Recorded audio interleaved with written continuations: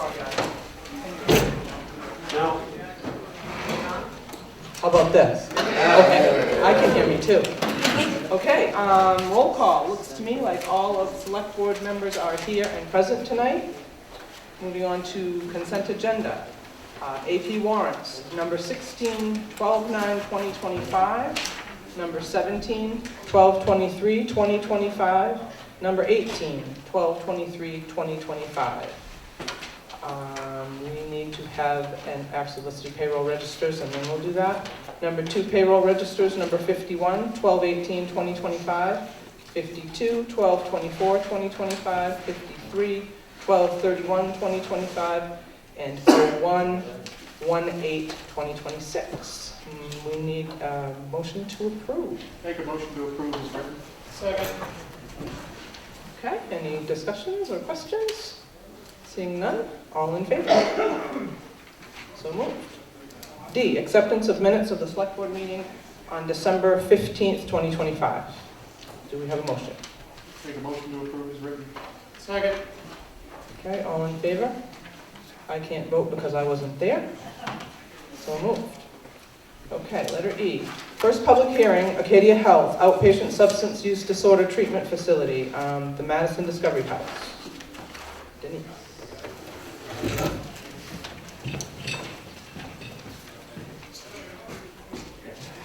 Yes, I'm going to introduce Mindy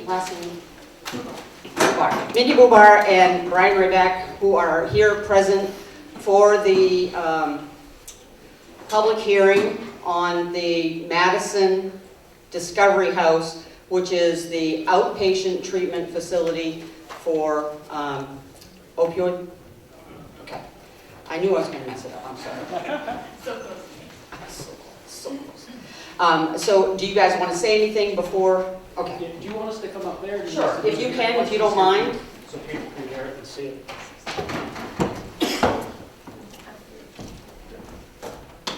Thank you. Thanks for the chance to be here tonight. My name is Brian Ryback. I'm a lawyer representing the applicant, Acadia Healthcare. I'm joined by Mindy Bubar. Online, we have a couple of other people, Adrian Sass and Michael Shaw. Mindy is the Associate Regional Director. Adrian is the Regional Director, and Michael Shaw, who's also online, is the Director of Reconstruction. Unfortunately, they couldn't be here tonight, so they're joining remotely. We're here to present an application for an outpatient substance use disorder treatment program under your new ordinance in Chapter 170. We have appeared a few times already before this board and in front of at least some of you in the audience, but we're not sure who's been here before and who hasn't, so we're going to tell you a little bit about the project. We'll try to be brief. We started back in 2024. The overwhelming message we got at a meeting in September 2024 was that our initial plan to locate the facility right in the middle of town was off base. We took the advice of several members of the community, including some of your municipal officials, about where to go, and we've relocated the project to the old vet clinic at the business park. When we presented to you in September of last year, we reported that we now have a lease to use that facility. It's 36 Business Park Drive, and we think that's a much better fit. Brian, let me interrupt you just for a second. Please do. Would you call the public hearing to order, please? I call this public hearing to order. Sorry about that. I promise I won't restart. So when we started, the town, since we started, I should say, the town adopted Chapter 170, which regulates this specific type of facility. We submitted an application that provides the information required by that ordinance. The primary way that ordinance regulates this type of facility is by setting out where they can go, where they can be. And there are two places. One is along Route 201, and one is on the eastern side of the business park, which is where we are. Also, they are prohibited in wetlands, floodplains, and shoreline zone, none of which apply here. The other thing the ordinance does is set out the review process. We filed the application back in August. The code enforcement officer has asked for some additional information, which we provided, and he concluded that the application was complete. we went to the planning board and determined that we did not need a site plan permit for the project from the planning board. So we're back here for the first of 2 public hearings. Tonight is the first of those. The next public hearing is 2 weeks from tonight. So let me tell you a little bit about the project. The proposal is for an outpatient facility to treat opioid use disorders. It does not require any new building, any new development. We plan to use the existing entrance, the existing parking lot, and the existing building. The property itself is about 6.8 acres, and the building is set back at least 80 feet from the road.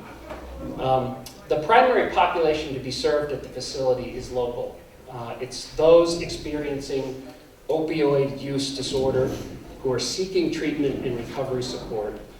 Right now, the closest facility that we have is in Waterville, and we believe there's a demand for a facility here as well. The services that we provide are 3 basic services. The first is providing medication-assisted treatment using FDA-approved medication to reduce opioid cravings and withdrawal symptoms. The second is we do routine medical checkups, including those to ensure treatment compliance. And then the last is there's counseling with licensed experts available, both one-on-one and group settings. The staff will include a full-time registered nurse, a full-time administrative staff member, a full-time security guard, and then part-time clinical and medical staff depending on the needs. The hours of the facility are a little bit to be determined, but typically we open at 5:30 in the morning and see most of the patients that come through that facility before work in the morning. So there tends to be a flow through the facility early in the day, usually open for administrative tasks until mid-afternoon, but it gets much quieter as the day goes on. And with respect to security, I think it's important to note that the facility will comply with all state and federal rules around safety and security. There's a full-time security guard on site who is trained to de-escalate conflict whenever possible. Entry to the building is restricted and monitored so that only those admitted to the program can get inside and get treatment. Medicines are locked up. They're only accessible by the appropriate staff. The building will be alarmed, and it has various measures like panic buttons. And we work hard to ensure that patients follow the good neighbor policy, which prohibits things like loud music, suspicious behavior, loitering, littering, those kinds of things. We're trying to be a good neighbor, both with the location and the operation of the facility. So I'll stop there. Mindy, did you want to add anything in particular about the facility, or do you want to let it go for the moment? And It's the cafeteria. are we having an earthquake? It's the cafeteria.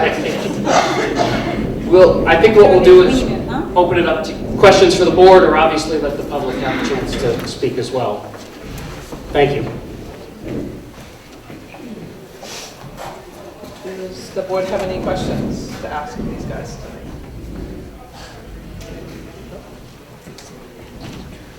Anyone in the audience?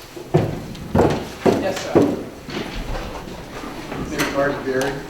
I was told, I think Jeff Drew told me back last fall, or maybe last summer, that the ordinance states that it can't be within 1,000 feet of a church. Is that correct?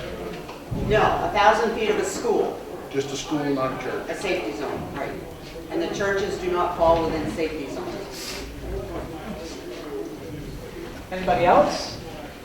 Yes, sir. Yeah, Dave Bernard. Just wondering about the building.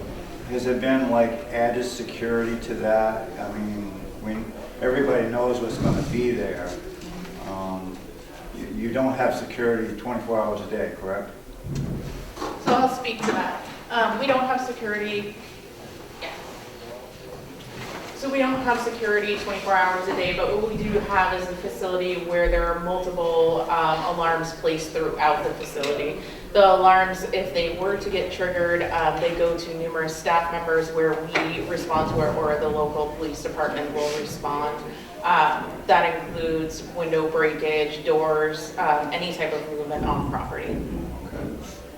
And And can I just add, so as This is As a Adrian. federally accredited medication-assisted treatment program, we have to follow very specific guidelines by the state, the federal government, and the DEA, and that is all part of our security plan. Yeah, okay, I was wondering about the building because it was not that in the beginning. It hasn't been updated yet, to my knowledge, right? No, it hasn't been updated yet, but we will go in and we're gonna make renovations to the facility to make sure that it meets all of the state and federal requirements. Okay, yep, thank you. Tom Moore, first question, what was the name of the clinic again?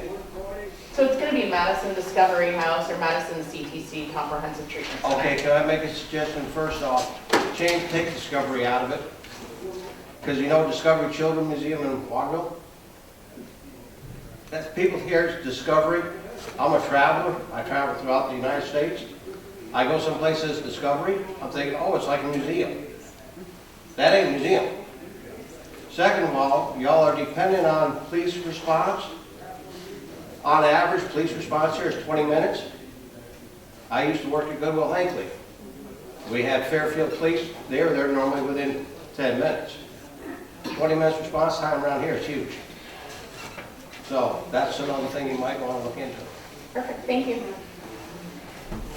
I remember from the last time, how many clinics in Somerset County? Is there anything new that has been built in the last year or two? How many in all, I guess? Do you have any idea? This type of facility? Yes. This is the only one that I'm aware of. There wasn't one built like Skowhegan or anything like that? No, I just not hear that I know of. rumors. Skowhegan, They do. no. They have what? So there's nothing like this in Somerset County. Where's the closest one? Waterville would be the closest one right now.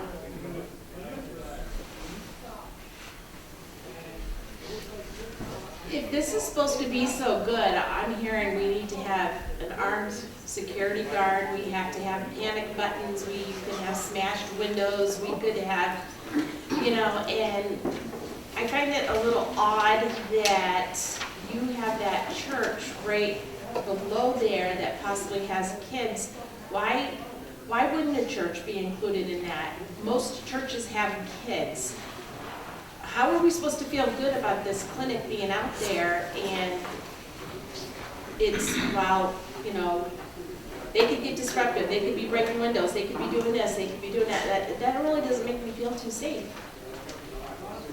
So the church that you're talking about is next door to the Grange, is that correct? Yes. Okay.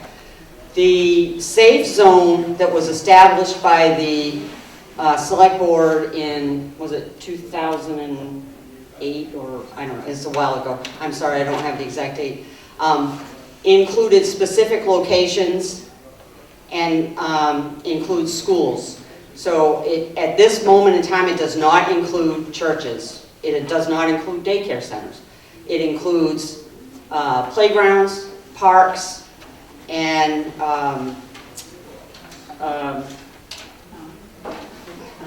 like the basketball court and things like that. Recreation areas, Preble Avenue, fields, things like that. So another question. We just had this meeting before that we're having real issues with the traffic and in the intersection at Ward Hill. You're right there at Ward Hill. 5:30 in the morning, everybody's going to work. That's just going to be more issues, people coming in that area, in and out, possibly being treated and driving. You talk to local firefighters, you ask how many treat people that have just been, accidents that have just been treated. So how are we going to address that with Ward Hill? So the Somerset County currently has 250 clients that use the Waterville location. 150 of those clients live in Madison. So right now, they're already traveling 25 miles each way to get their treatment, and some from further distances. So if they're Madison residents, and I can't speak to what the effects of the treatment are, and I'll let Mindy do that, or Adrian if she wants to, what the effects are once they've been treated. But I can tell you they'll be driving shorter distances if they are in fact located in Madison. Do you want to address that? Adrian? Sure, I'll just say, we're a medical facility. Medication that is prescribed and taken on site is done so at safe levels. No one is coming in, it's not like going to a bar and having a drink and being intoxicated. It is taking a controlled substance that is prescribed by a provider. So that's a common misconception that people have, that folks are going to come in and take their medication and immediately be intoxicated, and that's just simply not true. I also just want to clarify, we do not have armed security guards. So on the level of impairment, the question comes, what is, after the treatment, what is the level of impairment to any of your clients? Well, that will depend if they're using illicit substances from the community. So our medication on its own does not impair you, just like if you take your blood pressure medication, it does not impair you. However, if you are using fentanyl or something else, there is always that possibility, but all of our patients are assessed for impairment prior to receiving medication. Each and every one by a licensed nurse. Can you describe or tell us what it is exactly that you give the patients? Are you allowed to do that? So our sites, we have methadone and buprenorphine. So they'd be leaving there having a methadone treatment? Did I hear that right? They would be leaving having just been treated with methadone? Or is there something that happens after the treatment before they leave the facility? It depends on the day and it depends on the person. It's all individualized care, so they might have a counseling appointment prior to dosing. They might have a group. They might do that virtually. Again, it's all catered to individual treatment, but yes, our folks do come in and they do receive a methadone dose. Peak methadone dose is not until 3 hours after it's ingested. So I'm sure Mr. Pike, who's a policeman, has probably had experience with this. Can you address that, Mike, on, I'm sure I'm causing conflict of interest here with you, but I just have a real problem with that. Speaking anecdotally, I haven't had any first-hand experience with this for many, many years. When I was a probation officer, I used to deal with probation clients who had just come from dosing at the methadone clinic. And I know at the time, there were people that were having adverse reactions. But I think to the lady's point that was just speaking on remotely, they've been using other things. I have not personally handled any OUI cases or crashes where I know the person to be under the influence of methadone. I'm not saying it doesn't happen, I'm just speaking of my experience. Cheyenne? I was wondering if the process could be explained of, you stated that before somebody is treated, they're tested for impairment. What is the process if that person does test for impairment? What does your facility do before treating them if they find that they're using another illicit substance? Adrian, did you hear that? Yes, yeah. So again, it's really individualized. It starts with a conversation. If someone is really impaired, we're not going to provide them with medication on that day, and we're probably not going to let them drive home. So oftentimes we will see if we can find someone to give them a ride. We'll call their emergency contact, whatever we need to do to make sure that they're safe and they're not on the roads. We want to be good partners. Chief French? I've experienced quite a few of those. Leaving the meth clinic in Waterville, we had a head-on 148 less than 2 years ago. We had another one on 201, and both times the patients have left the meth clinic in Waterville. They should not have been driving, is that correct?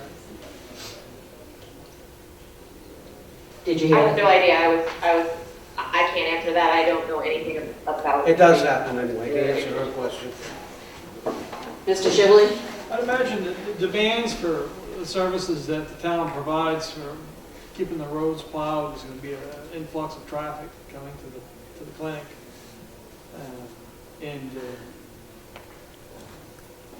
police security, I don't know, maybe the, the fire department, I don't know what all the increased services that would need to be provided with the extra people coming to town. Are they paying the same amount of taxes? Is there anything that's being offered up to this clinic that would be different than a traditional business? They would be a traditional business, a for-profit business. They're not asking for any tax incentives or anything. And I just want to remind you that 60% of the clientele would be local traffic. It's not going to be an increase in the traffic problem, if you will, in Madison. There's 60% of them are from Madison already. Right now. Right now. Until it's not. Until it's Bingham, Solon. Well, there's which is fine. Just that's 60% today, but right, and that's 100 clients. I don't want you to think I'm standing here defending them. This is information that's been given to me, and I'm sharing this information with you. This is not my project, but I think that we have to be aware that there is definitely a problem in opioids, and we need to do what we can, if at all possible, to help treat those people, to help bring people back to an unaddicted lifestyle, if that's possible. Yes? What is the success rate of them being treated? Mrs. Bernard would like to know, what is the success rate of those people being treated? 2%. They're on forever. Sorry, was there something else in there? No. Well, I think, quite honestly, it depends on how you measure success. And I can't give you a straight answer for that, because success is different for every single person in recovery. But I can tell you anecdotally that when we look at our data, 75 to 85% of our folks within their first year are no longer using illicitly. Yes, Mrs. Bernard. My problem with this whole thing is that the people we have these pot places around, and it's still accessible. They may be cured with the opiates, but it doesn't mean that they don't have access to go back and use other drugs, so that we end up in this vicious cycle.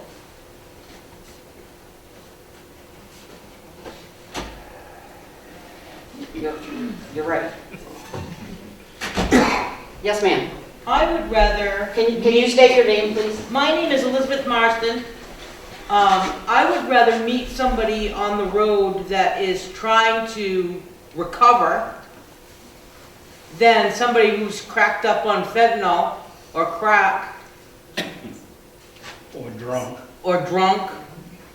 I mean, God forbid anybody in this room have somebody who is addicted and trying to get help.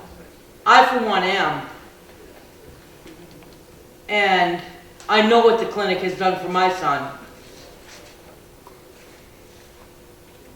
And it's been nothing but a help. Thank you for sharing that. Yes, sir. Ryan Murphy. Yeah, myself and many people I know spent many years hooked on opioids. I've been clean for 10 years. It took a few years of... Congratulations. Thank you. It took a few years of Suboxone to get off them, but I will tell you I'm one of the only people I know who actually got off Suboxone. Is this clinic going to... Suboxone is one of the medications in this clinic, correct? All right, well, what I'll tell you firsthand knowledge is, and this is going to lead to a question. Many of these people that are on methadone and Suboxone, they're using it as a crutch when they can't find their opiates, okay? So when their dealer runs out of opiates, they'll say, oh, give me some methadone, give me some sub, it'll keep me from detoxing. So that's what the problem with that is these people, I'm not saying all of these people, the people that are being treated properly, that won't be a problem, but the people that are detoxing and need to get a dose, they could be on something on the way to that clinic, all right? Now, the question leading up leading up to this question is, are these people that are on monthly prescriptions and you guys are monitoring their case, or is it just those people, or are you also letting people come in, hey, I need to come in, I need a dose, and then they never come back? Because that's going to cause a major problem. So the way that treatment works, they have to come into the clinic and they have to have an intake appointment with a licensed clinical staff member who, first of all, has to diagnose that they have a substance use disorder. From there, they meet with a medical provider. At that point, they're started on an induction dose, whether that be methadone or a form of buprenorphine.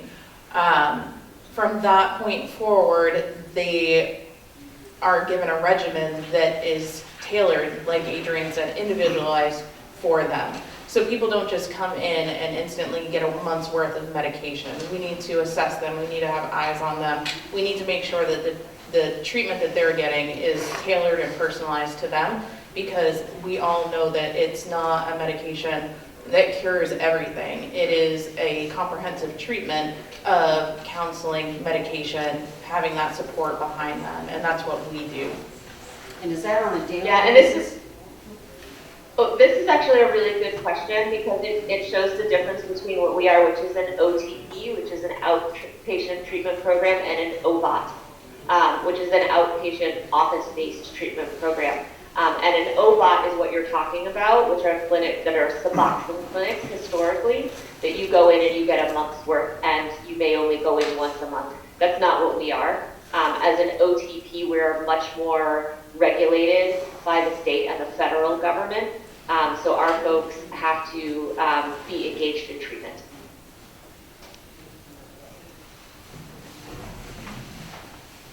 Ryan, does that answer your question? Yeah, my only other question is, can this open the door for other programs that a lot of us don't approve of, like handing out hypodermic needles to drug addicts? Like in the future, can this open the door to other things? We have a very specific no needle exchange ordinance in the town of Madison, so that is not going to happen. And the Acadia Healthcare was made aware of that the very first time they contacted us. In the back? I've heard the number of 100 to 150. Your name, please? Ken Curtis. Thank you. 100 to 150 local Madison people are using this going to Waterville. How many people are we going to draw, or what's the capacity of this agency setting up in Madison? Are we drawing from Bingham, North Anson? How big of an area have we got, and how many people do you expect to see? Adrian, did you hear that question?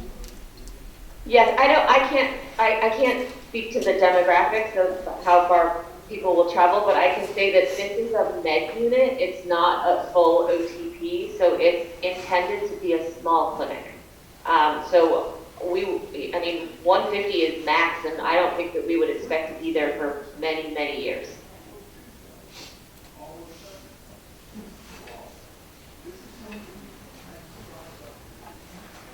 So just to reiterate what she said, 150 people is the max that they're thinking they would see or treat? I'm getting nods, yes. Okay. Ryan? Just for awareness, I want everybody in here to know that to get off Suboxone, it takes several months of excruciating detox. Worse than the opiates. I have mixed feelings on this. Like I said, I'm probably just as much for it as against it. I just want everybody to know. These Suboxone clinics, people are on these things. One person said for life. That's almost the gist of it, because it's so difficult to get these people off it, and the programs to wean them down are not yet improved enough to be successful. So there's a lot of work still needed in this industry. I know I have many friends who have been on Suboxone for over 10 years. And their doses just keep going up and up and up. And the higher your dose goes up, the more months it takes of detox to get off of it. People need to understand how powerful this medication is. It's extremely powerful. You're fighting opiates with nearly opiates is what you're doing. Yes, sir. Your name? Yes, Kent Hayden. I'd just like to remind people of the fact that when these people came to town originally, they were looking at Taylor's Drugstore, and we had a big outrage that we didn't want it on the main street, and the kids walking back and forth in front of it, going to school and whatnot, and I understand that completely.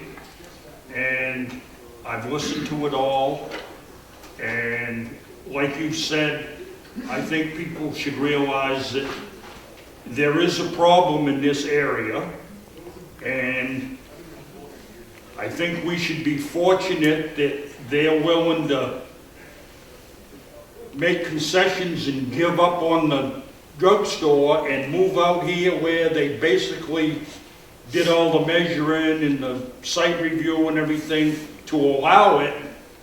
And as a business point of view, and maybe I'll get some flack for this, but you know, the signs on the coming into town says certified business friendly. And it's wonderful to say, well, we don't want this in town. And I can understand that feeling, but it's like having a landfill.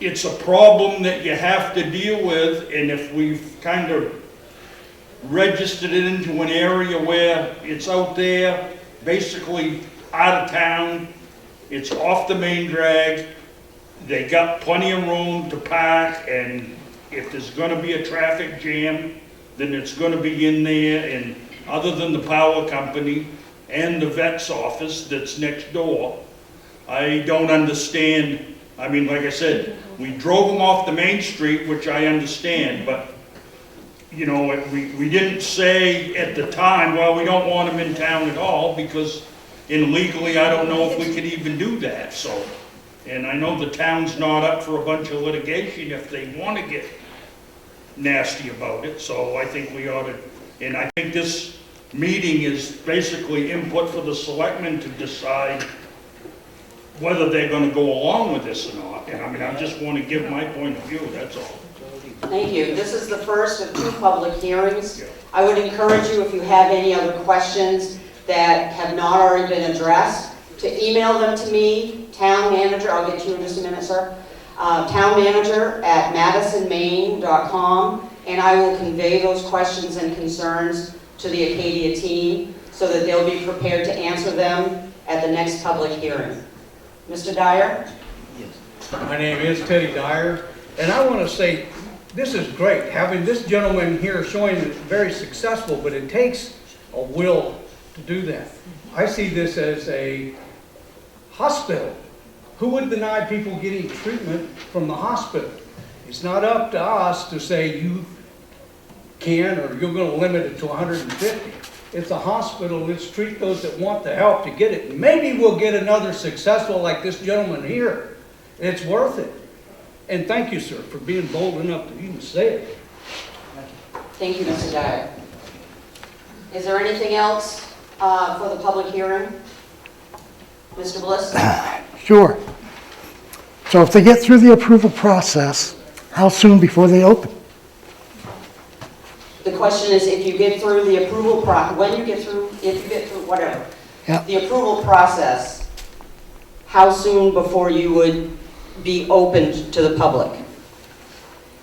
I'm going to kick that over to Michael Shaw if he's available for a comment on that. He's our pre-construction director.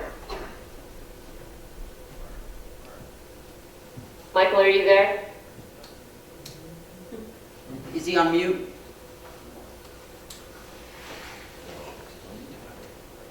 I can't see my laptop from here. No, he might not be able to answer. It would be at least a year. We would have to do a full build out of the space. And that build out would require building permits, inspections, code review, and all of that. Correct? And in addition to those, we also have to be licensed by the state and the DEA, and that can take some time to schedule all of that and make sure all the pieces and parts are in place.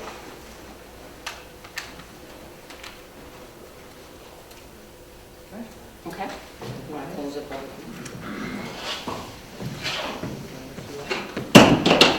Public hearing is closed. Thank you all. guys. Okay. Letter F, old business. Number 1, renewable energy reimbursement.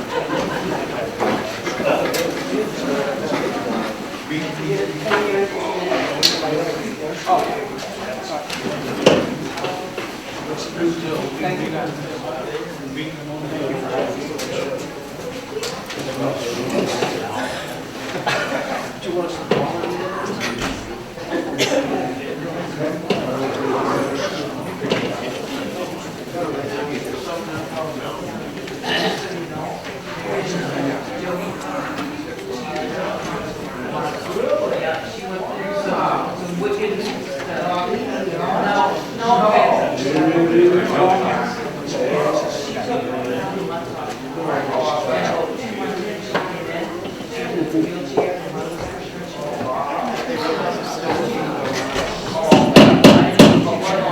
Okay, we have now going on, folks.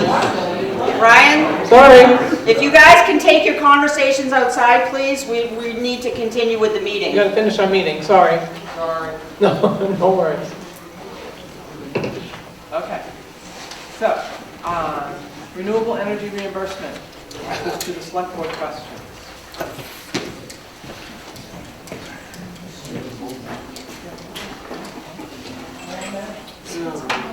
So we received a $109,000 renewable energy credit from the state, and the questions at the last select board meeting were, are there any limitations as to what that money can be used for?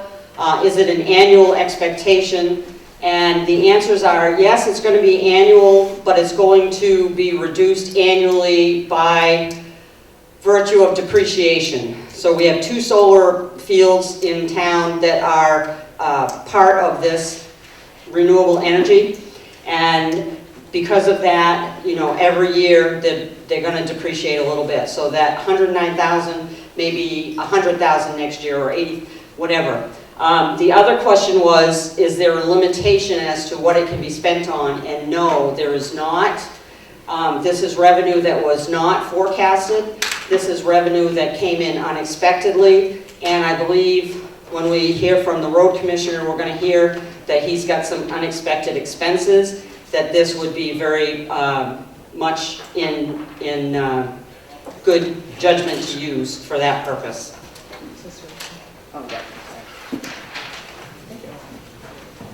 Okay, no, questions? Yes, sorry. So in the future though, wouldn't we? We'll forecast. So we'll have an idea how much it will be, and then we would include that when we, in our. Revenue forecast. Okay, so Yes. that we would have a plan where that's gonna go and it would bring tax, based on our tax. Yes, Okay. in the future. Any other questions from the board?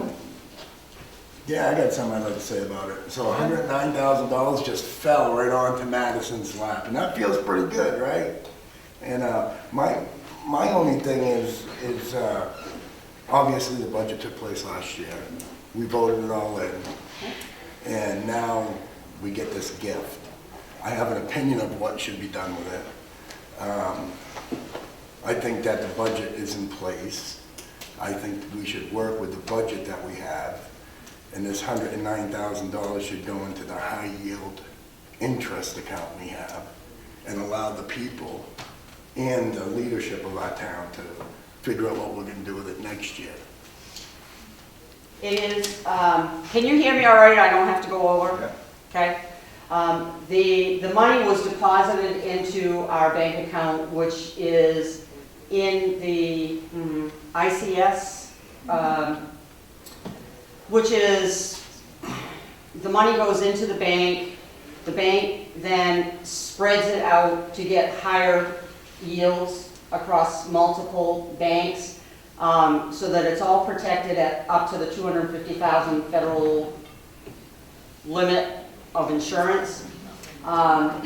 So I don't think that it's putting it into any high yield fund at this moment in time. is the right decision. Whatever doesn't get used will automatically go into the undesignated fund balance. And then it would be part of what we talk about for next year's budget. I guess that's where my problem lies, is what's gonna be used from. There's where my problem. Right, well, right now, we're not using any of it. Right. It's in the bank, and it's waiting for authorization to spend. Sure. So it was not included in the revenue forecast. We didn't know about it, we didn't know it was coming. Next year, we will know that it's coming. We'll, surely, the assessor's agent will have a formula that she'll give me to identify what she believes will be the reimbursement amount for next year. And then we can include that in the revenue forecast as we go forward for the budget for fiscal '27. So right now, primarily it's a windfall. And if we have any expenditures that are over and above the budget, any of the department budgets, whether it's highway or fire or admin or library or anything, if it's over budget, it needs to go back to the select board before we spend it. So right now, it's just in the bank. Sure. So why is it this year is the first year we received it? You probably don't have an answer to that, but. It's the first year that this, that the two solar fields, Jeff, maybe you can help me, the two solar fields that they were getting the reimbursable credit on went online. They went online last year or the year before.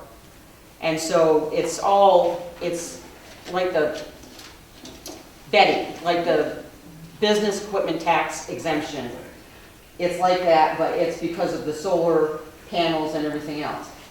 So they went online last year, do you think? Solar 1 and Solar 2 combined to one unit, and that went online last year.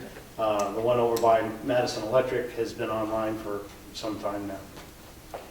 So we don't get reimbursed for anything from Madison Electric? That doesn't belong to Madison Electric. No, that's not the question. So solar 1 and 2, who owns those, right? It's not the town. Correct. Right.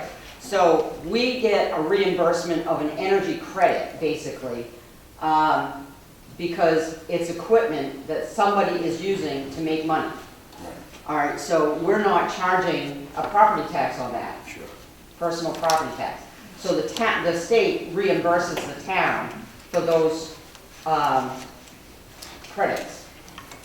We're not getting reimbursed for Madison's payments. Not that I know of. Not that I know of. I've never seen anything come through for that. It may be that these are the two newest ones. The two new ones, right. The Madison one has been in service for a long, long time. And I don't that think has the state probably was doing that depreciated back at off. that time. Right. It was Right. depreciated by now. So obviously that would be a discussion with the contract that we have from Madison Electric to the town of Madison. And if we have, I'd have to see what the contract says for this disposal of the solar panels. I don't believe Madison Electric owns that array anyway. It's a company out of Wisconsin. So we don't have nothing to do with disposal of those panels? No. No. I think Madison Electric had an opportunity to buy it. They chose not to. It's a Wisconsin company that runs and owns that. That's correct. We have two more solar fields that are coming. Right, I was going to say there's more, right, coming up. Yeah. But they're nowhere near. Which we will get reimbursed for too. Eventually, right. Did Shirley find these funds? No, I found them when I was checking the bank account. Oh, they just were there, I nice. was like, yeah, where did it come from? Any other questions with regard to this? And can we move on? Where are these fields, these new ones? Oh, they're out on Lakewood Road. I mean, East Madison Road. East Madison Road. These are the ones that are online. Yes. Yeah. Okay. Move on. Number 2, comprehensive plan update and schedule. The comprehensive plan, I have Melanie Weston here from Katie Cog, who is working with the town to update our comprehensive plan. And she's got a schedule put together of when we need to have certain things ready for meetings and whatnot. The next meeting, is that the 20th? Yes. The 20th. And what time? 6:30. 6:30. Okay. And where is And it? that, It'll be at Old Point School. Okay. and that one is going to be on the community profile and local economy chapter and policies and strategies. So we encourage the public to come and give input.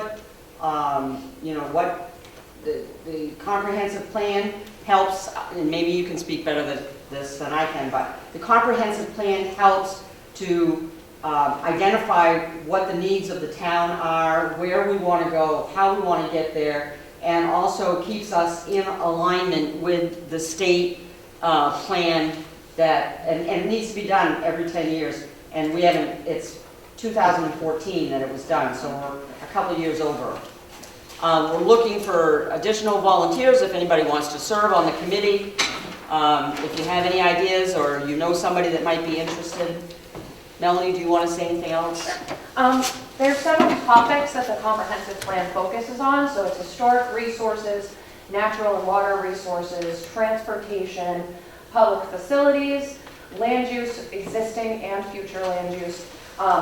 If you look at the schedule and there's specific areas that you have experience in or that you have knowledge in, please feel free to show up at the meeting. It is open to the public. Again, they're going to be at Old Point School the 4th Tuesdays of every month, unless the planning board does have an emergency application or public hearing. It's very important that we get public participation on this. This is your plan as citizens of Madison. So if you haven't been, my email is mweston, like the street, at kvcog.org. So I can give you my card if anyone's interested after the meeting. Thank you, Melanie. Okay. Any other questions or concerns with regard to that? You do have a committee that is, so that meeting, just a quick question, that meeting on Tuesday the 20th is the committee meeting? Yes. Or not the planning board meeting? Yes, that is the comprehensive plan meeting. Yeah. Okay, so it's special for that, Yep. right? Yeah, just want to make sure everybody understood that. And so so far we've got about 10 people that have signed up to participate in that committee. Did you have Somerset County? You don't have to. For the, Tim Curtis needs the, are you discussing that tonight? The budget? No, the, oh shoot, can't think of it. Yeah, there's listed as F3, Denise. Yeah. It's about using Yep. Point Avenue. Yeah. Okay. So, hang on a second, let me get there. That's to fill the 3-year term on. Yes.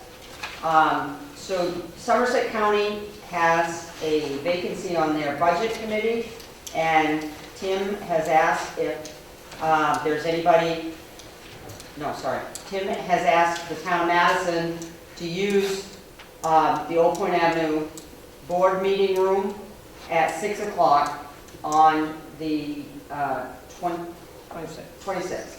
Thank you. Why don't I have that on mine?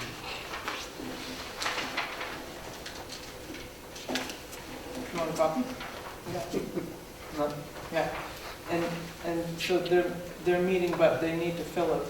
They need to fill 2 slots. One of them is currently filled by a gentleman from Starks named Ken Lust, and he's been on the budget committee and wants to stay on the budget committee if possible. The other position, so he would be from the appointed side. The other position that they're looking to fill is from the elected side. So it would have to be an elected official, whether it's a board of selectmen or select person or something to that nature. Somebody from an elected position. And there are, I believe, right now there's 3 people that are interested in that position. Yes. A lady from North New Portland, somebody from Smithfield, and Tim Smith. Anson. Tim Smith from Anson. Yeah. So those 3 are interested? Yes. And and they'll present themselves at the thank you. They'll present themselves at the caucus. Okay. And that will then the boards from the various towns that are going to be attending the caucus will have time to step back, have an individual meeting for their, like the Madison people or the Anson people or the Starks people would have their own conference on who of the 3 people they want to support. Okay, so it looks like, do we need someone from Madison? Are you looking for someone from Madison to participate in that, or no? I'm not looking Oh, for. I'm sorry, you asked at the last meeting, never mind. Yeah. Okay. Yeah, no, yeah. Okay. There was nobody from Madison that was interested in serving. Okay. But it's half an hour before our select board meeting, so if we can get you there in time for it, then all of you will be there for the caucus. Gotcha, gotcha. Okay. Okay. Moving on to items of communication. Department head reports. The code enforcement report is Jeff put together with our new code enforcement officer. Danny, would you stand up, please? Our new code enforcement officer for Madison is Danny Moody. Jeff Drew continues to serve in a regional CEO capacity under KV Cog in our contract. Well, the contract we'll talk about later. And so the report you have from the CEO is from Jeff. From Jeff Drew, right. Yeah. Okay. You have fire. Donnie, did you want to add anything to your fire? Okay. I'll just let the residents of Madison know that we responded to 281 calls this year in 25. Wow. Thank you. Good work. Jeffrey, do you have anything for your? Not a whole lot since the last meeting. The boys have been working very hard to keep the roads clean every Sunday and every weekend and every holiday, of course.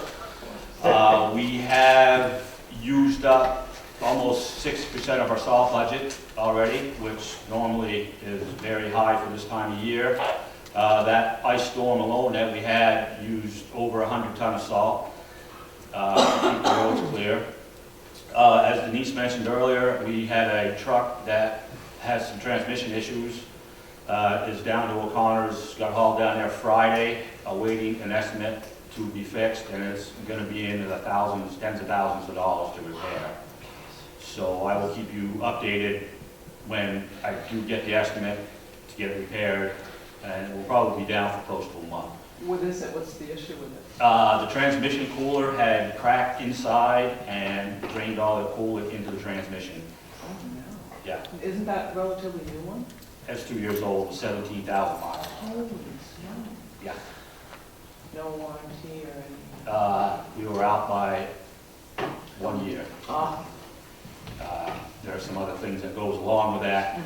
I just soon not discuss in public, so that's where we are with that truck. I have no idea where we're going to get the money for it, other than what Denise had mentioned. I do have some in my repair line budget that could be spent, but we can discuss that at a later time. Yeah, maybe get it fixed. So. Yeah. Okay. And we do have a few old trucks that we have kept and fixed up over the summer, which is a good thing because that is saving us right now. We had another truck go down in that last storm, so we were down 2 trucks this past storm. So it's been an uphill battle the last month as far as trucks. Yeah. Okay, well, we'll be talking about that later. Yep. Any other questions? Anybody have anything for Jeff? No? Thank you. You're welcome. We have library and recreation.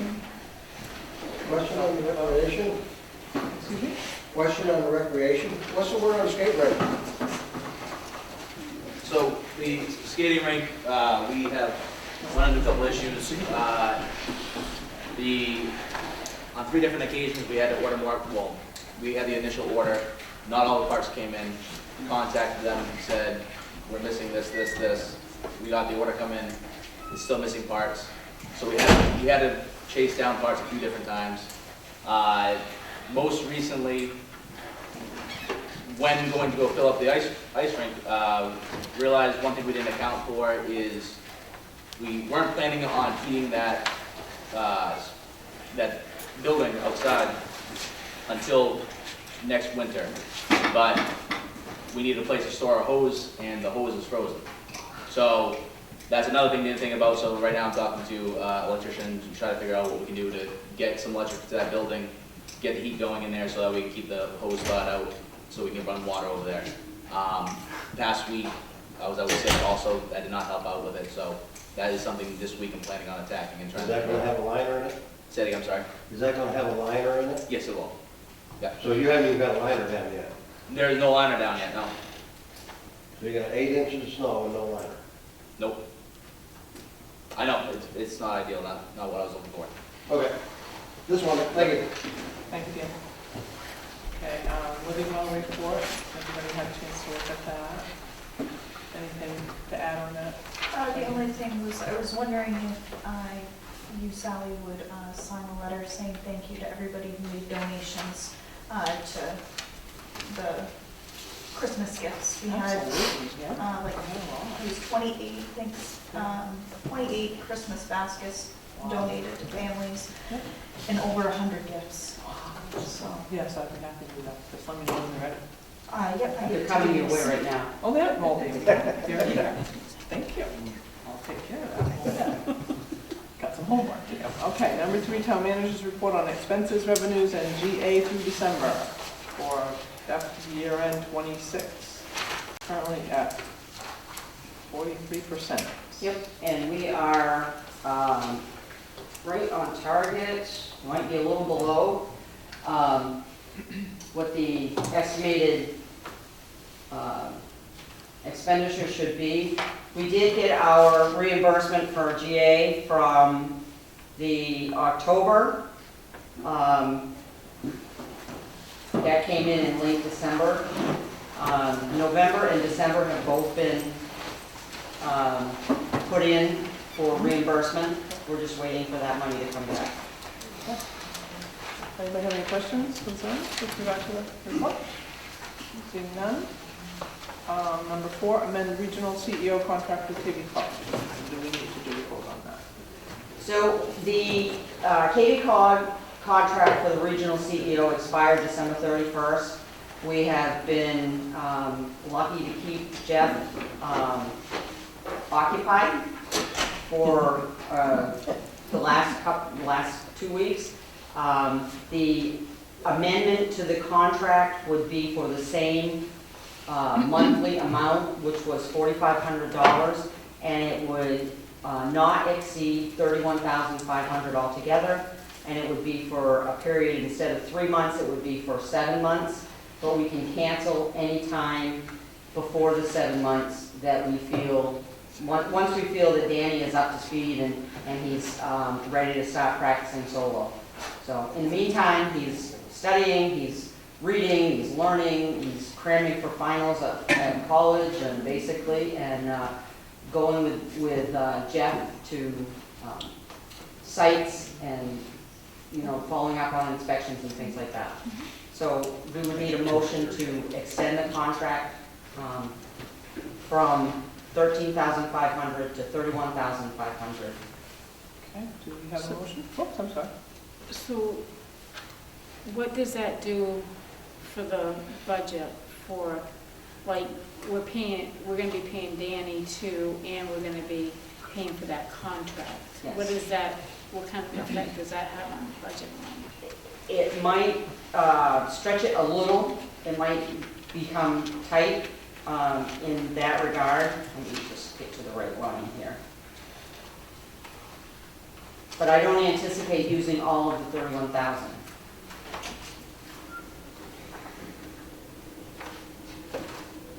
In other words, hunker down. We're not gonna throw you off.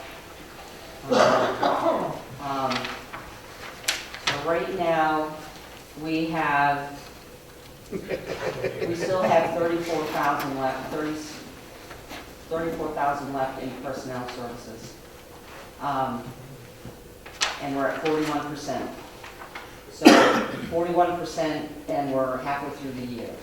So I think that it might be tight, but I think we will come in at or just below. Any questions? Is this 31,500 coming out of that 34? Some of it already has. Some of it already has. Okay, the 31,000, that's already included. So yeah, so okay. 13,500 has already been taken out Of the 31,000 that No. you're talking about? No. The 34,000 that is remaining Okay. is, at 13,500 has already been removed from that, Yeah, okay? because we've already spent that much. Right. Yeah. So we're talking about 18,000. That would be the contract amount. That 18,000 would come out of the 34,000. For the contract amount. Yes. Okay, and then the additional amount is for Danny's Danny, salary and. Yeah. Okay. But that would be across Jeff for 7 months. Yes. But we only have 6 months left this year. Well, not a total, no, a total of 7 months, so from Right, we do October until. through April. Oh, okay. Oh, I see what you're saying. Okay, any other questions? Do we have a motion? I'll make a motion to, go ahead and sign the contract. Second? Okay, no further discussion, all in favor? So moved. Okay. New business, appoint CEO and LPI Jeff Drew through 4/30/26. This is just, his contract expired, we just need to appoint him again for that period of time that we just discussed. Yes. Do we have a motion? Make a motion to appoint Jeff as the CEO and LPI through 4/30/26. Second. Okay. Okay. Any further discussion, questions? Seeing none, all in favor? And then appointment of alternate CEO Danny Moody through 4/30/26. Make a motion to appoint Danny as alternate CEO through 4/30/26. Second. Any questions or concerns? Discussion? None? Seeing none? All in favor? Okay. Moving on to citizens' concerns. Do you have any, are you gonna talk about that? I'm trying to keep up here, sorry. No, that's okay. Yes. What was it? Yeah, so, and we kind of touched on it a little bit tonight with the church, being within 1,000 feet of the safety zone, of the outpatient treatment facility. The concern from Mr. Hayner is that there should be a safe zone up, posted by the public library, that the safe zone should include registered sex offenders and not just drugs and drug dealing. So that would mean, and I think I gave it to you guys as Exhibit I-1, Attachment I-1, the safe zones, Article 3. There would have to be some amendments to that, meaning you would have to change the name, the title, policy to protect children using Madison's athletic fields and parks from drug dealers would have to be amended to include more than drug dealers, pedophiles, registered sex offenders, etc.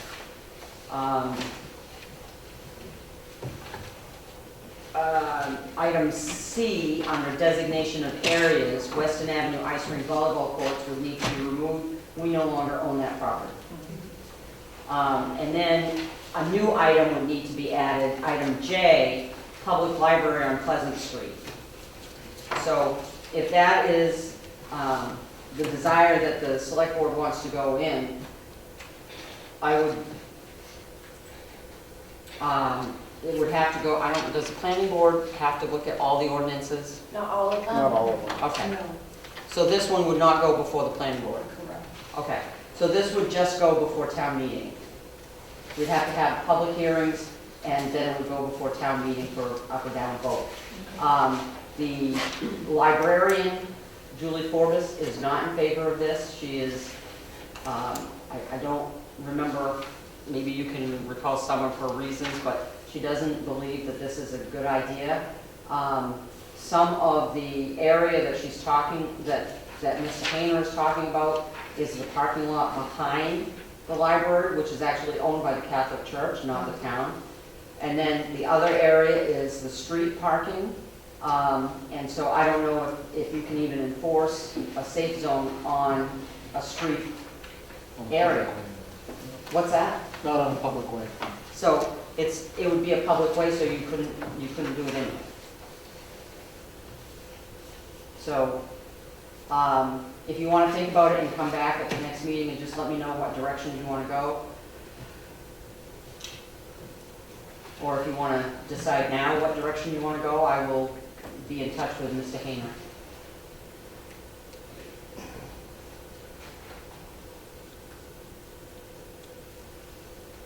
Under transparency, I think we should do a public meeting on it anyway to get public input before we decide. That's my opinion.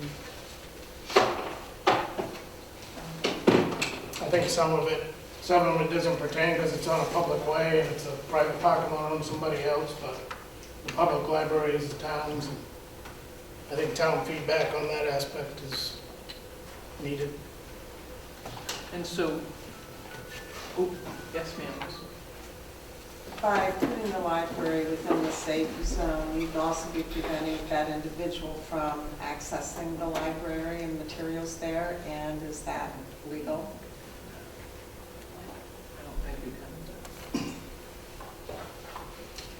How would it be? Why don't I? In the school or in the public area accessed by children? I don't know. Would you like me to reach out to the town attorney? Yeah, I might want to just check into that just to see. And is it specifically regarding pedophile? One gentleman in particular. Okay. This is. Yeah. Okay. Yeah, I think we should look into that with the attorney just to clear that out. Okay. Okay. Okay. Wait a minute. Oh, sorry. Oh. Yes, sir. Years ago, the schools used to take class, not field trips or anything, but they would walk over to the library. Do they still hold classes at the library? I suppose they could. Julie does do a lot with kids. I don't know Yeah, specifically about kids reading and all that. No, I mean, they would take classrooms and go over to the library and hold class there. I don't know if they still do that. I don't know. But she does do a lot with kids. Right. She Oh, does. yeah. Better. Yeah, every Tuesday she has a book club that she does for the younger kids. John? Offhand, we still need to go to public hearing to delete these spots, correct? Well, we would need to delete C at least, Yeah. because we no longer own the Weston Avenue ice rink and volleyball court property. But that's gotta go to public meeting that everybody voted on at the time. Yep. Okay. Select board concerns? I think there may be one more. Is there one more? Mr. Dyer, did you want to speak? Yes, please. Sorry, Mr. Dyer. Thank you for the opportunity. My name is Ted Dyer, and I'd like to address the issue of Lake Wessarunset, boat landing, and all of that. I do appreciate the dam. It's finally in a place where we're getting a little bit of moisture and it's actually running over, and it's good. So we can control it that way. But there are some problems there that you may or may not understand. I want to approach that to you today and maybe we can figure things out. But ingress to the lake is very difficult from the East Madison Road launch because it's a very narrow road. There's hardly any place to turn around to put your trailer in and get your boat into the water. Into the lake. The other problem is that once you get in the water, it's a problem getting out into the lake itself because of boulders. They came from whatever, a cofferdam years ago, but that area is choked. That channel going out, and more importantly, I guess, coming in, it doesn't matter, in and out is all choked up with boulders. So there's many times that a boat gets launched, they're going to hit that, and I've done it. I've run 3 props going in and out of that launch. So I'd like to see Madison cleaned those boulders out. You can reach in and grab them with an excavator, forklift, or something. But to dredge that out, not to dredge it, but to move the boulders out that was left from a previous build or whatever, however they got in there. They haven't always been there, is the problem. So I'd like to see if we could do that. Once you get your boat in, if you can get everything turned around and stuff, there's really no place for someone to park a boat trailer there that's going to do a day fish or maybe a couple of days or whatever. I don't know, there's just no parking area that's very suitable. So that's a problem. But I think there's a solution. There's a piece of property that's on the as you go into the launch area. Road goes up to the beach, which is Madison's property. It's a beach that you have there. It's, I think, 50 feet for beachfront for people to use. There's a big lawn that's over on the side there in front of a dilapidated old house. So I'm thinking makes a good place for maybe a parking lot. It's private property, so I don't know if you can make a deal on that or exercise your eminent domain to be able to facilitate the parking for recreation to the lake for the public. So that's the other thing. So there is an alternative, in my opinion, for doing all of that mess there. If you wanted to do an experimentation on Beach Road, at one time you used to have a launch out of Beach Road, which is over on the other side of the lake, and that would be suitable. Without a whole lot of expense, I think you could make it very easy to get in, very easy to get out. There's plenty of room to negotiate a trailer over on that area. And there is a possibility of also storing or parking those trailers in an area behind the theater and going towards 201. I've spoken with Mr. Quinn about that possibility. I don't know. He said he would be favorable to listen or have a communications about that. There's a big parking lot right beside the theater that goes up Theater Road going towards the 201. There's a big part of it that's not ever used, or it could be designated. It's just an intro. But like I say, that he would be open. Mr. Quinn said that he would be open communications to that end. As far as the boat ramp on the beach road, easy. You've already had it there before. You just don't put the boulders back so we can get access to it.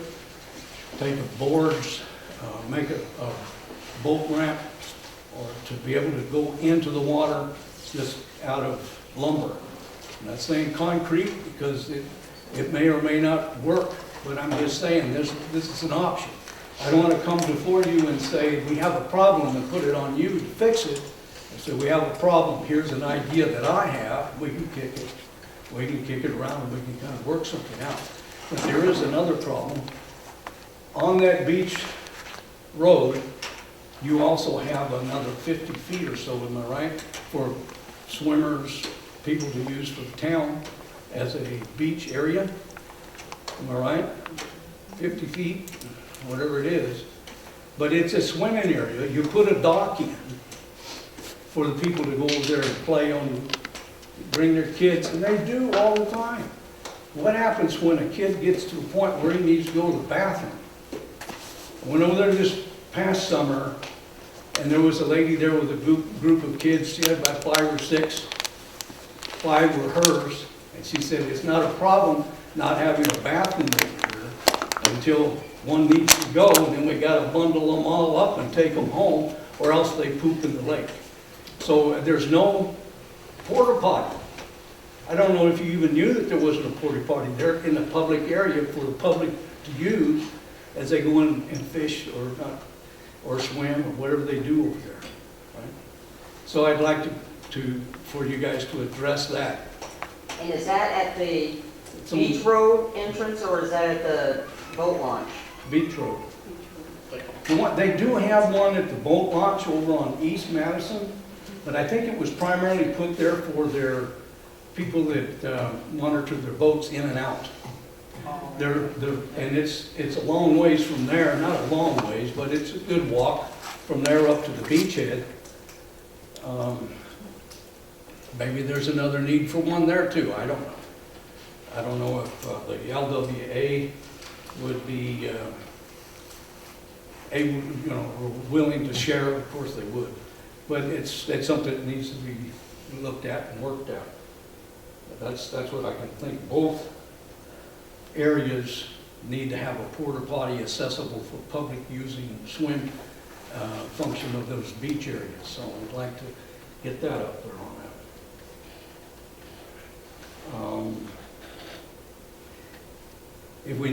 The other part that we were kind of talking about last year was some storm runoff mitigation.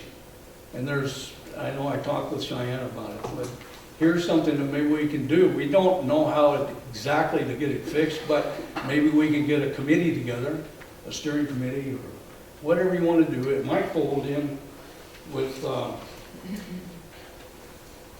the committee that the lady was talking about earlier. Comprehensive plan. Comprehensive plan, thank you. But I'd be willing to sit on there. There's other people within my organization that would want to kick in a little bit. I think we could put our heads together and try to get going on these things so we can make it happen. I'm not trying to put a burden on you, but those are issues that are really, really paramount, and we need to deal with it. If we've got a public area, we need to have a public bathroom. On the beach road's a real problem. Having grown up in that area, I've been down there not as much recently. I had always thought there was a porta potty out there. There isn't? They must have took it out a few years back. There used to be. Right, there used to be a long time ago, I do know that, but there hasn't been for quite a few years. Do you know why they took it out? Yeah, I think the neighborhood didn't want it. That could be, yep. So that's why it disappeared. Well, there is some truth to that, maybe. There's an association that's there that they like have part of that frontage on the lakeside there too, and it's right next to that area there. So I know that there's, whatever it is. We do know people in that situation, and maybe we might be able to just put our heads together and say, for the betterment of the community, maybe we can get that reinstated there. But the other side is going to be more problematic in that you've got boulders in that channel, and that makes it very difficult for ingress and egress from that area. And, when we get more people involved doing recreation on that lake, we do have a lot of bass there. We know it's on the circuit for bass fishers. We know we have a lot of transients that like to come up and fish it because it's a good lake. It's a lot of fun. But we need to use that to develop that. It always brings money into the coffers. It always does. And to work with Sandy Beach, those people. I couldn't get my boat out. I was moored 100 yards off from my camp from the lake. I finally got it out, but I had to go out through Abenaki because I couldn't take the chance of going out, and it was just too shallow. And I don't have that big a boat. It's just a little 18-foot, fiberglass Stingray. It's nothing. But I'm not going to put a hole in it and take a risk for it. And it's easy enough to ingress, take all that stuff out of there. Do you think that's something maybe we can talk about? I think we can We talk need about to get it. the plans. We'd like to see that. And if we can't get in the water to get that out of there, to get those boulders cleared out, I'm telling you, it was a wreck. However it got started, it was just a wreck. But then we would want to concentrate more on the other side. But it becomes still a problem if we use that existing boat ramp on East Madison. It's a hit and a miss whether you can get in because it's a very narrow road. There's no place to turn, really to turn around. You got to do 5-6 point turn around and get a boat. To get it back into that ramp. There's like 6 parking spaces, and that's about it. One of them is for the guy that's doing boat inspection. So that's, you know, it's sewed up pretty good. So we need to really put our heads together. I think the easiest option, the easiest money, would be put it on Beach Road. We know the people there, we know who we can get in touch with, we'll have a meeting with them. That would be something that I would suggest, and say, you know, we're gonna do this, it's a public road, we don't have to touch on their stuff. It's kind of like ducks in the water. You wanted water in that pond down there, so they could have the ducks. And they're gonna find a place to do it. If we can do this on the Beach Road, have a place to turn around, plenty of room, and then they can park their trailer back up on, up there in Jeff Quinn's parking lot. I think that might be a good idea. Any questions? The thing about eminent domain, that would be a deal to do over on the East Madison. Take that yard up in the front, goes right to the beach. Right alongside your beach, just do eminent domain. Let's put parking over there. For the public good. It's all gonna take money, and we need to be cognizant of that fact as well. Absolutely. That's why I gave you the other option about Beach Road, because... Ready to go into the budget season pretty soon, so. Okay, but listen, all right, so I'm gonna ask you here about the budget then. The same question stands. What's your overhead for the revenue coming off of the lake? That's a good question. I would know the answer to that, yeah. But I know what your overhead is basically because all you're doing is plowing. You don't give us power, you don't give us cleanup for leaves, you don't give us water.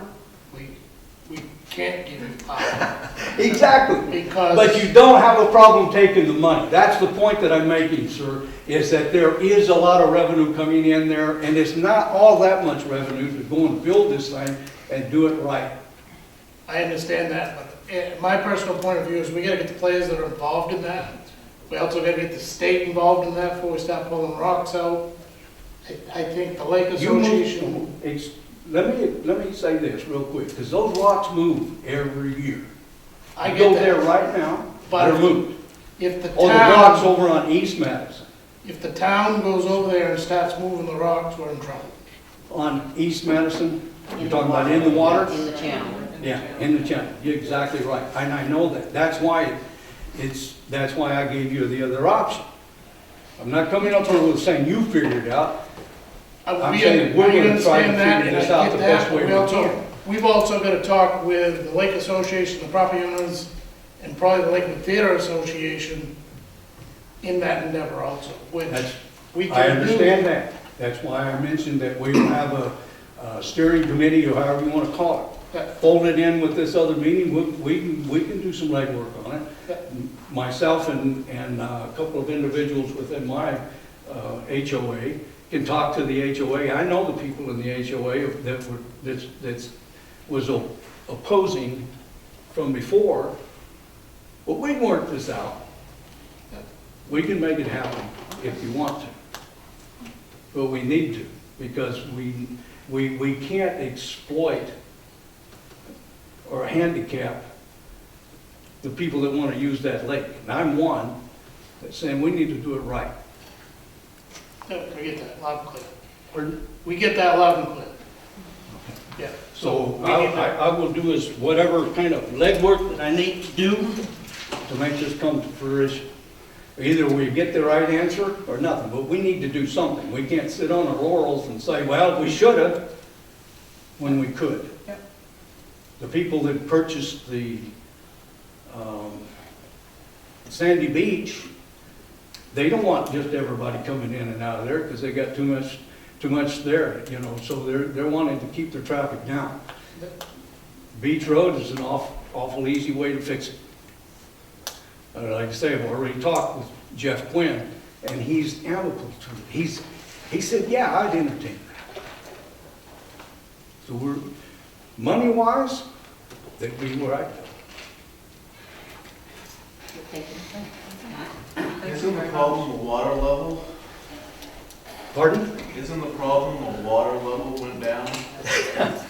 There was a It drought. doesn't matter, you take your boat out with that Believe me, channel. I did. I took a 23-foot pontoon out at the end of the season. Yeah, so whether he's got it right up on the dam and it's going over the spillway or not, you're still dangerous with those rocks in that channel, no matter what. So, if we're at an opportunity now to remove those rocks from somebody else's bad decision on making a cofferdam and leaving it and choking that channel, put it back to what it used to be. Okay, well, we can't solve all that problem all tonight, but Right. thank you so much for your presentation, and if you want to continue this endeavor, I suggest you continue and bring a plan to us, and we can see if we can help. I'm going to put it on you. You putting it on me. Let me put it on you. You started it. I'm going to say that. You started it. I'm giving you options. Okay? So you've got a committee that's going to be stirred up, right? You're going to serve some sort of a Well, that's a comprehensive plan. comprehensive plan. It's But it talking does- about money. It will include a piece Exactly. on recreation and water resources. And water resources. That's what keyed me on it, and that's why I say. So I'm not saying that we have a situation we got to reconstruct all this thing. I'll sit on the committee with you, or we can have our own separate little committee and say, let's do this boat launch, let's fix this right. The state has designated West Runset as a recreation lake, and if we choke it down, then we're doing something wrong. We need to take care of it. So you guys tell me what you want to do, if you want to get it, you want to gin up a committee, you got my contact numbers, Cheyenne, you've got his. I do, yes. so you give me that call, you turn that on, and I guarantee you I'll be there. Thank you. And I will help as much as I can. I want to be a help on this, that's why I'm here today. So, thank you for your time. Thank you.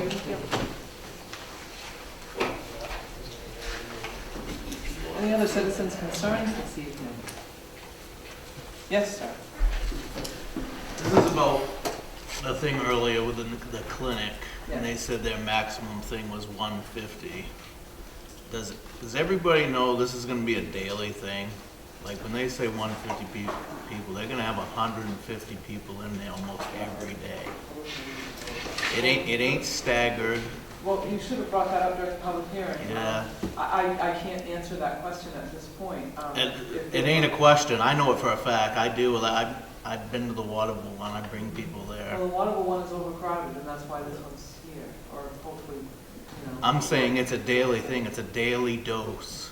There's very few that go in there and they get a week's supply. You have to. They don't get any supply. Yeah. It is daily. Some of them do get a supply. It depends on how it goes, what they do, if they do things right. They're the experts. Yeah. We're just trying to- I'm just saying the traffic. You're gonna have a lot of traffic There's there. another public hearing on the 26th. I'm not saying No, that no, I don't. totally get you. I'm just yeah, so you yeah. know. I totally understand what Yeah. you're saying. It's one of those things where, it's not a good thing, but it is a good thing, so it's difficult. But there is another public hearing, so we're starting to have made up our minds yet. I thought it was already all a go. I didn't know there was even a chance of shutting it down. No, there's no decision yet. No, we can't, but. So. You still have to go, Yeah. the select board has to go Yeah. on the application. Okay. Any other citizens' concerns? I have one other. Okay. Has anybody else in town noticed the stuff in the air at nighttime since Timber HP started up? If you go outside at nighttime, it's happened for months and months and months. Say you got a flashlight, you can see so much stuff in the air, it's unreal. And it was never like that before them. Am I the only one that notices it? I've seen it on the ground. I have a video on my phone right off my back deck, and it's insane. Yeah. I wouldn't doubt it. I've never. Even a couple weeks ago, I thought, well, maybe it's my neighbor's chimney. So I said, well, I'm going to find out today. And I left my house, and I went into Anson, up on the hill, behind the laundromat up there. It was there. I came to the parking lot here in the back corner, it was When you there. say it, what is it? This, whatever's floating around in the air, small particles. They're fibers, I think. Yeah. They're fibers. Probably wood fiber, yeah. Huh. Yeah. I've never And known. then I went way out onto 201 before the campground, and it was very, very minute way over there. Huh. Well, you can certainly ask them. Because I can't believe breathing this crap in all the time if you're outside is very good, because it's No. like that, whatever they call it, that micro particle crap. Oh, no, I've not noticed. Are you all good now? Yep. So far. Oh, well, when we all get No, cancer. but thank you for mentioning it. I never even have heard anybody say anything about it. You know, when we walk down that area, you can see it. Yeah. It's all over the ground. And I think that is a concern. Oh, yeah, it should be. I think it's a concern, yeah. Yeah. Oh, it won't hurt, we can ask them. Yep, thank you. Okay, select board concern. John? Yep. You good? Good. Kathy? I'm all set. Good. And Sean? I'm good, Highway Department's doing a heck of a job. Yeah, they are. I was gonna tell Jeff that, but Yep. And I'm all set too, so, we need a motion to go into executive session regarding personnel matter. Thank you all for coming. Sorry for the length of it. All in favor?